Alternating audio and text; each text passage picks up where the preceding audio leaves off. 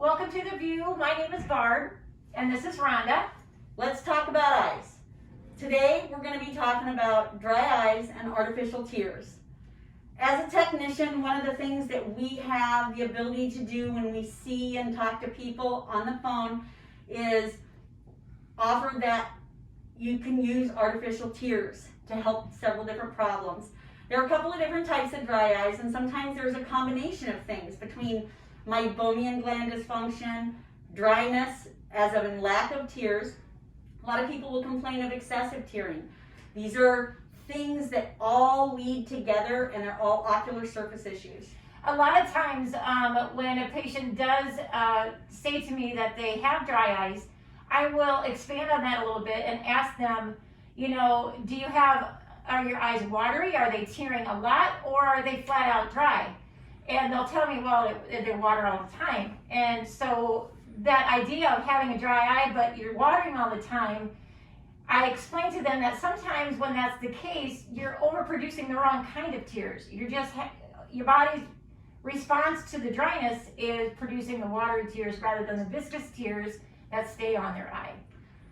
When you are younger, the quality of your tear layer, there is a significantly higher content of the oil part of your tear film. And we can actually see that when we examine people on the slit lamp and they blink their eyes, and you can see it spinning on the eye because the water in the eye, the oil in the eye mix and combine and literally spin on the eye, and it stays there and it keeps that eye very hydrated. And I have something to add to that. You can actually see that really well even on, like when you're doing a top con. Or when you're doing cataract measurements, it almost looks like a dirty tear film because there's so much oil on there. Sometimes blinking makes it worse because there's so much of it. So you can actually see it in different places too. Now, there are different types of dry eye, and there are different tears for those dry eyes. First off, if somebody tells you, I'm using my tears all the time, and it seems to almost make it worse, that can happen, especially if you're using a bottled tear. The best type of tear for an eye is a preservative-free artificial tear. The preservative-free artificial tears coat the eyes in a manner, and there are different levels of those. Some of them have a higher oily content, which would be better for somebody who, say, has meibomian gland dysfunction or blepharitis. But that should also be in combination with the doctor is going to tell them you need to be doing warm compresses, you need to be keeping your lids and lashes clean. Because sometimes you have a little bit of some things, but it can be exacerbated, and a little bit turns into a lot sometimes with those combination of things. And sometimes when you're talking to the patient, find out exactly what drops they are using, and are they doing any kind of lid hygiene? Are they doing any warm compresses to help, open up those pores? Are they doing any lid scrubs or anything like that? Because that's one less thing the doctor would have to ask them if you find that out for them.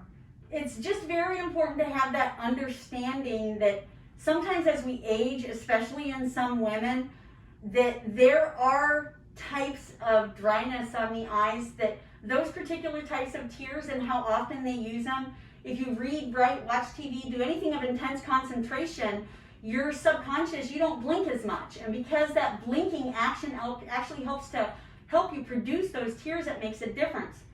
And so you have to remind people, if you're on the computer, remember to blink, use your artificial tears.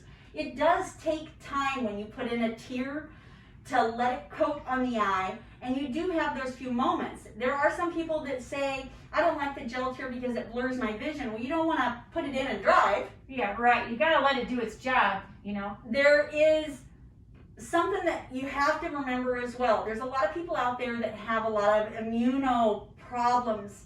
They have rosacea, they have rheumatoid arthritis, they have Sjogren's, they have Hashimoto's. Those are things when you're looking over a chart or you're talking to the patients, you should be glancing at those types of things when you're on the phone with them or when you're interacting in the chart, and take that and annotate that. If the patient has dryness or they say it's even just occasional, if you see that, let your doctor know. You should always tell the patient you need to be letting the doctor know. And make sure that when they're taking those drops, ask them, is it every day? Is it only at the end of the day when they're bothering you? Because the first moment that you blink and you have that awareness that you're a little bit dry, you were dry before that. Right. And a lot of times patients will, they'll talk about that their vision gets blurry. They don't quite understand that lubrication is so important on the front surface of their eye. A lot of times that goes along with it. You have to pay attention. Does the patient have a little bit of an ectropion? Are the tears pooling on their lids? Does it run down? Is it in one corner? There are certain cultures where just the anatomy of the eye make it a little bit harder sometimes to see or annotate that. So you just have to have that good communication with your patient in finding out what that tear problem is for them, and is it really, are you just dry and scratchy? Is it a foreign body sensation? Is it worse when you wake up in the morning? When I hear that, a lot of times when I go to put the drops in to say check their pressure, I'll see how they close their eyes. Do their eyes close all the way? Because sometimes at night they have a little bit of what's called lagophthalmos. That means that your lids don't close all the way. So if their dryness sometimes is worse in the morning, it's because they're not closing their eyes all the way. They might need that extra lubrication through an ointment. You should never sleep with a fan. If right. you do have a fan, document that. Yeah. Point it up. Ask them if they sleep with a fan blowing over them. Or a CPAP. Even a CPAP. That can lead to corneal abrasions. There can be a lot of things that you can do.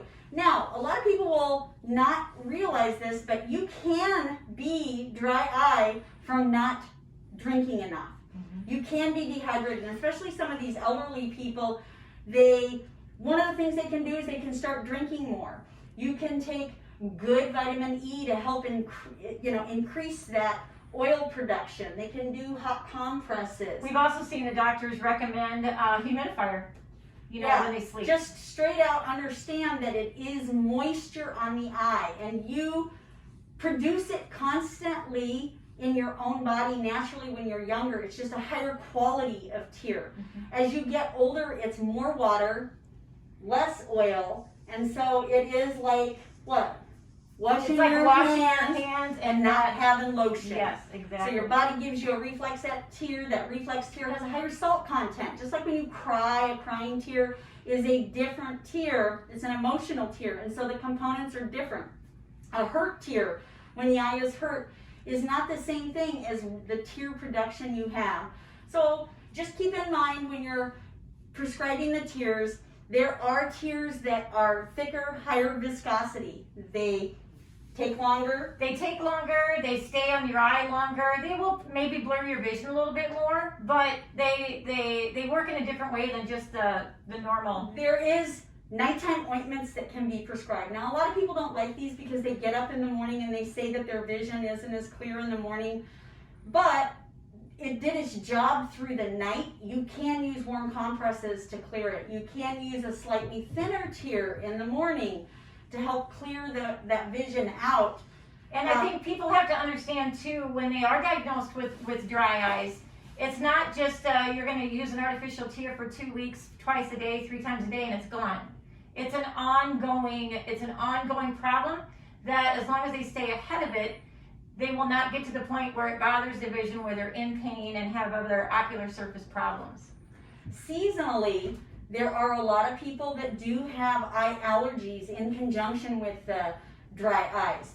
Those are the people where we need to make sure that if they have problems at a certain time of the year, I tell them, put your complete exam when you know you're going to have problems. The doctors love to see patients that don't have any problems, but it's also nice when they're having the flare-up or the issue.